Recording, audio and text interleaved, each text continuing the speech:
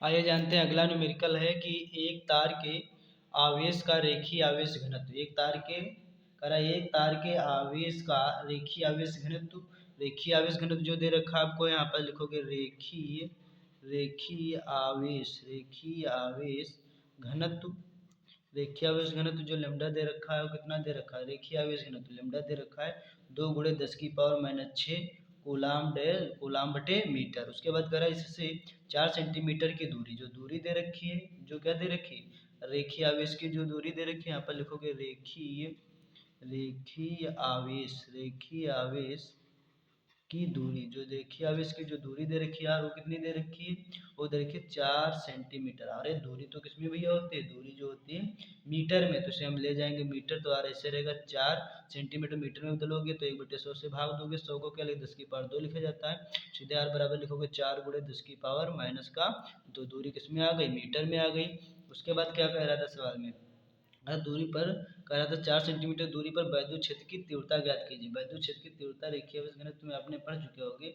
रेखीय आवेश के कारण उत्पन्न वैद्युत क्षेत्र की तीव्रता का फार्मूला पढ़ा होगा, ई बराबर पढ़ा होगा 1/4πε0, डाट में पढ़ा होगा 2λ/r।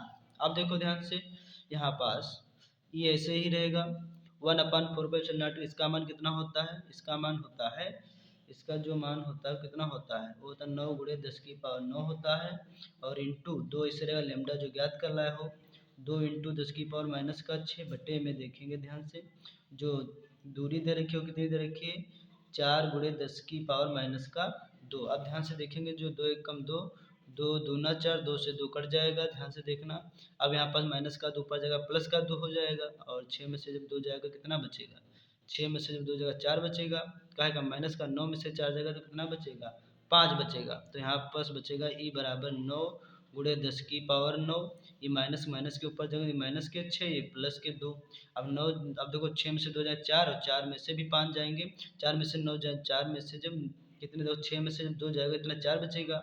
अब जो 4 और 9 में से जब 4 जाएगा तो कितना बचेगा, 5। तो ई बराबर आ जाएगा 9 × 10⁻5। अब ये 5 है। अब देखो वैद्युत क्षेत्र का होता क्या है फार्मूला, उसका जो मात्रक होता है न्यूटन बटे कूलाम। यही लग गया, यही आपका क्या आ गया, आंसर आ गया।